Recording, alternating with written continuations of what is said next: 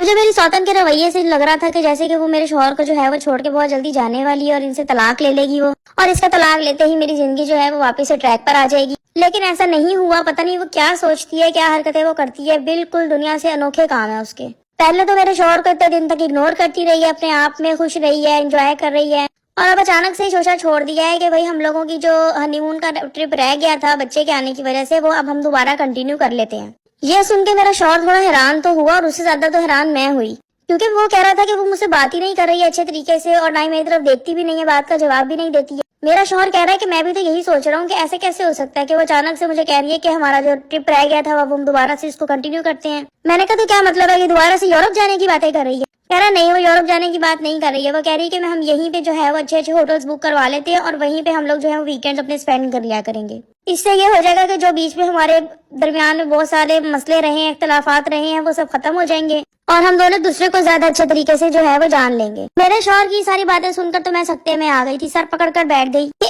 एक ही जिंदगी में उम्मीद मुझे अच्छी नजर आई थी कि चलो ये चली जाएगी यहाँ से तो मैं दोबारा से ठीक हो जाऊंगी, लेकिन वो तो ये सोच रही है कि भाई हमारा रिश्ता कैसे आगे बढ़े। तो इसका साफ मतलब यही हुआ कि वो मेरे शौहर से प्यार तो करती है और ना ही उसको छोड़ सकती है, ना ही उसके बगैर वो रह सकती है। बच्चे के जाने के बाद वो बस थोड़ा सा डिस्टर्ब थी और अपने आप को उस चीज से निकालने के लिए वो ये सब चीजें कर रही थी। लेकिन मेरे लिए फिर एक तरह से अच्छा भी है कि चलो कुछ अरसे के लिए बाहर चले जाएंगे तो मैं अपनी बेटियों के साथ अच्छे से टाइम स्पेंड कर सकूंगी। आप लोगों का इस बारे में क्या कहना है?